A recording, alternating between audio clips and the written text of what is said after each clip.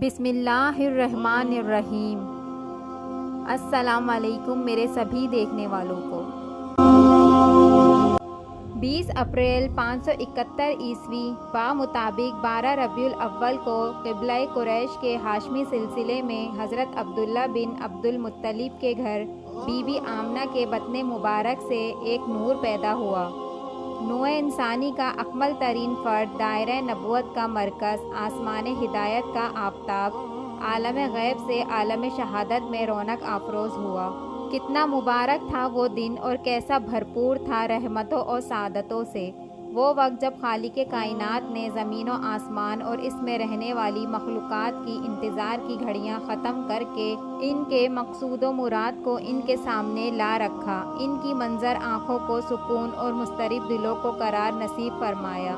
محمد صلی اللہ علیہ وآلہ وسلم دنیا میں تشریف لائے۔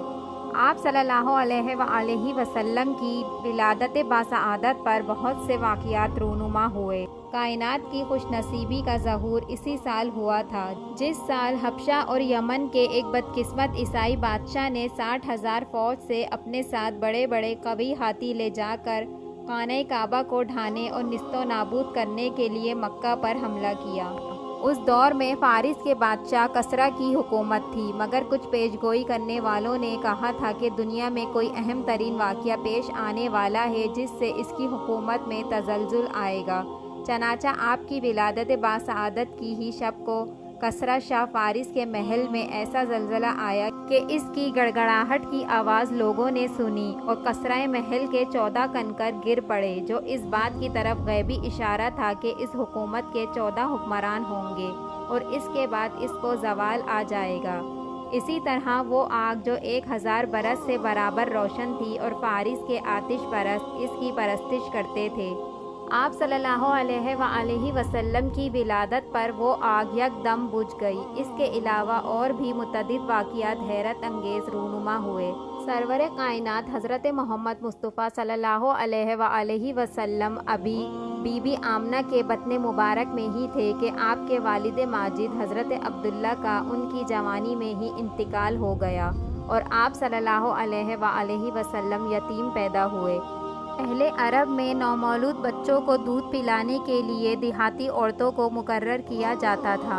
اسی عادت کے مطابق آپ صلی اللہ علیہ وآلہ وسلم کے لیے بھی ایک دودھ پلانے والی کی تلاش تھی، اور یہ خوش نصیبی حضرت دائی حلیمہ سعدیہ رضی اللہ تعالی عنہ کو نبی کریم سرکار دو عالم صلی اللہ علیہ وآلہ وسلم کو دودھ پلانا ان کو نصیب ہوا۔ آپ صلی اللہ علیہ وآلہ وسلم کی کمسنی اور بچپن میں ہی ایسے عجیب و غریب واقعات پیش آتے جو دوسروں کو حیران کر جاتے۔ آپ کے والد ماجد آپ کی ولادت سے قبل ہی خالق حقیقی سے جا ملے تھے، اور پھر آپ کی عمر 4 یا 6 سال تھی کہ آپ کی والدہ ماجدہ کا سایہ بھی آپ کے سر سے اٹھ گیا، اور آپ کی کفالت آپ کے دادا حضرت عبد المطلب رضی اللہ تعالی عنہ نے اپنے ذمے لے لی اور بڑی محبت سے اپنے جگر گوشے کو حضرت عبداللہ کی اس نشانی کو اپنی آنکھوں کا تارا بنا کر رکھا۔ جب آپ کی عمر مبارک 8 یا 9 برس ہوئی تو آپ کے دادا حضرت عبد المطلب بھی اس دنیا سے رخصت ہو گئے۔ پھر آپ کی کفالت آپ کے چچا حضرت ابو طالب نے کی۔ حضرت ابو طالب رضی اللہ تعالی عنہ نے ایک مرتبہ شام کا سفر کیا تو اپنے ساتھ فخر کائنات صلی اللہ علیہ وآلہ وسلم کو بھی لے گئے۔ راستے میں بحیرہ راہب جو ایک عیسائی عالم تھا، اس نے آپ کے ساتھ پیش آنے والے غیر معمولی واقعات کو دیکھ کر کہا کہ یہی پروردگار عالم کے وہ رسول ہیں جو دنیا جہاں کے لیے رحمت بن کر مابعوث ہوں گے۔ اس عالم نے حضرت ابو طالب رضی اللہ تعالی عنہ کو مشورہ دیا کہ تم ان کو ملک شام نہ لے کے جاؤ، ورنہ ان کی علامتیں دیکھ کر یہودی ان کو قتل کر دیں گے۔ حضرت ابو طالب نے یہ مشورہ قبول کیا اور آپ کو ساتھ لے کر مکہ معظمہ واپس لوٹ آئے۔ جب آپ کی عمر مبارک تقریباً 24 یا 25 سال تھی تو حضرت بی بی ختیجہ رضی اللہ تعالی عنہا نے آپ کی عادتوں اور اخلاق کو دیکھتے ہوئے آپ کو شادی کا پیغام بھیجا، جو کہ نبی کریم صلی اللہ علیہ وآلہ وسلم نے قبول کیا۔ اور پھر جب حضرت ختیجہ رضی اللہ تعالی عنہا کے غلام کے ساتھ آپ ملک شام تجارتی سفر کے لیے گئے تو اس سفر سے واپسی کے بعد آپ کی شادی حضرت ختیجہ رضی اللہ تعالیٰ عنہ سے ہوئی۔ 15 سال بعد جب آپ کی عمر 40 سال تھی تو وحی خداوندی کا آپ پر نزول ہوا اور فرائض رسالت کی ادائیگی کی عظیم ترین ذمہ داری آپ کے سپرد کی گئی، اور یوں آپ کی مکی زندگی کا ایک سخت ترین دور کا آغاز ہوا۔ نبوت ملنے کے بعد کفار مکہ نے تکلیفیں پہنچانے کی جو تدبیریں، مکاریاں، مظالم اور زیادتیاں ان کے بس میں تھیں، سب ہی کر گزرنے کے ساتھ ساتھ لالچ بھی دیے، مگر کوئی مقصد برآوری میں کامیاب نہ ہو سکا۔ وہ چاہتے تھے کہ آپ اعلان توحید سے باز آ جائیں، مگر کسی قیمت پر یہ نہ ہو سکا۔ آخرکار کفار قریش نے آپ کا مکمل طور پر ایک باہمی حلف نامے کے ذریعے بائیکاٹ کر دیا اور آپ صلی اللہ علیہ وآلہ وسلم کو شہر بدر کر کے پہاڑ کی ایک گھاٹی میں محصور کر دیا، جہاں آپ 3 سال کے عرصے تک رہے، جسے شعیب ابی طالب کہا جاتا ہے، اور بالآخر ایک معجزے کے نتیجے میں قریش کا وہ ظالمانہ معاہدہ ختم ہوا۔ اس محاصرے کے وقت آپ کی عمر 49 سال تھی۔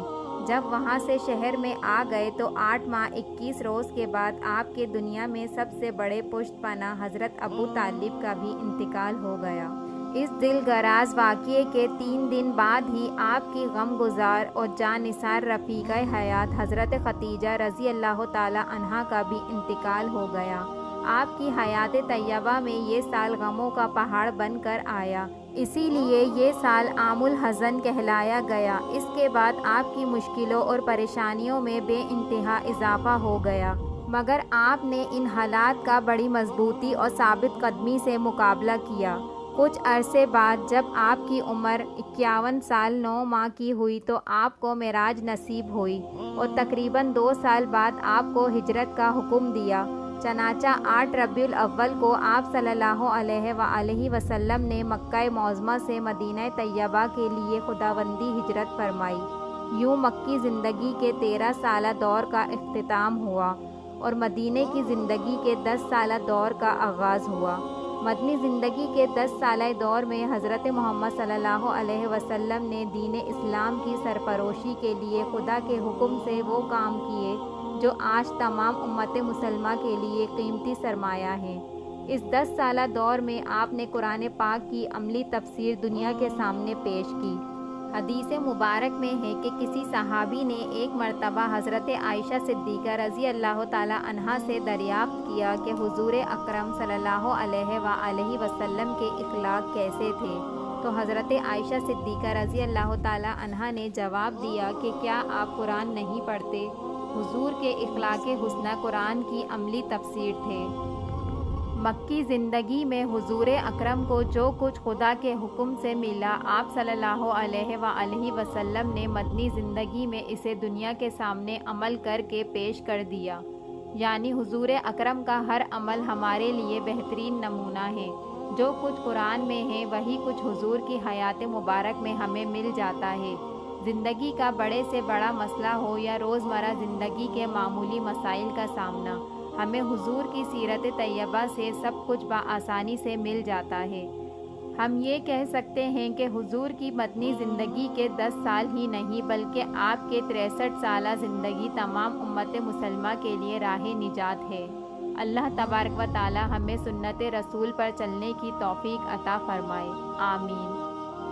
ویڈیو اچھی لگی ہو تو لائک اور سبسکرائب کرنا نہ بھولیے گا۔